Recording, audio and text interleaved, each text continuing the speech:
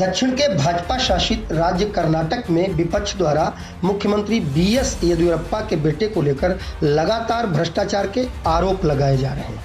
विपक्ष का यह भी कहना है कि येदियुरप्पा गंभीर रूप से अस्वस्थ हैं और सरकार का कामकाज अप्रत्यक्ष रूप से उनके बेटे बीवाई विजयेंद्र येदियुरप्पा ही संभाल रहे हैं। येदियुरप्पा के बेटे भाजपा के राज्य उपाध्यक्ष भी हैं और उन्हें कर्नाटक की राजनीति में अपने पिता की वजह से इस समय सबसे प्रभावशाली व्यक्ति कहा जा रहा है।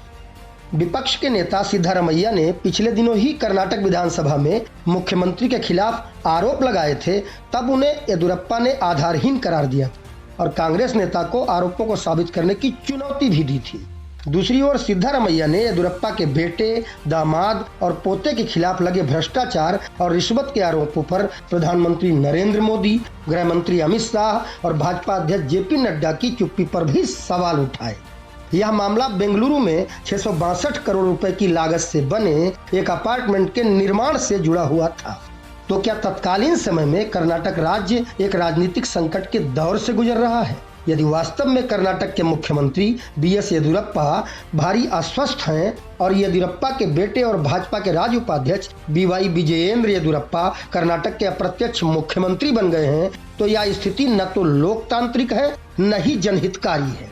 जैसा कि विपक्ष का आरोप है कि बीएस येदियुरप्पा केवल नाम के लिए राज्य के सीएम हैं और प्रदेश का मुख्यमंत्री कार्यालय उनके बेटे विजयेंद्र के निर्देश पर चल रहा है।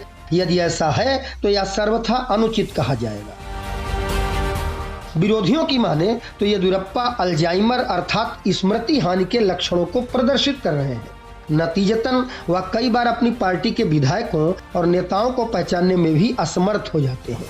बीएस येदियुरप्पा की बिगड़ती स्वास्थ्य स्थितियों के कारण उनके परिवार के सदस्यों द्वारा मुख्यमंत्री के संवैधानिक कार्यालय का दुरुपयोग किया जा रहा है।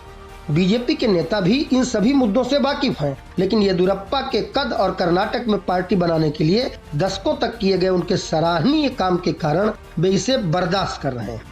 विपक्ष का ही आरोप है कि हाल ही में सीएम ने पार्टी के परामर्श के बिना ही 50 से अधिक बोर्ड और निगमों के सदस्यों के रूप में अपने वफादारों को नियुक्त किया है। पार्टी अध्यक्ष भी इस कदम का विरोध करने में असमर्थ साबित हुए।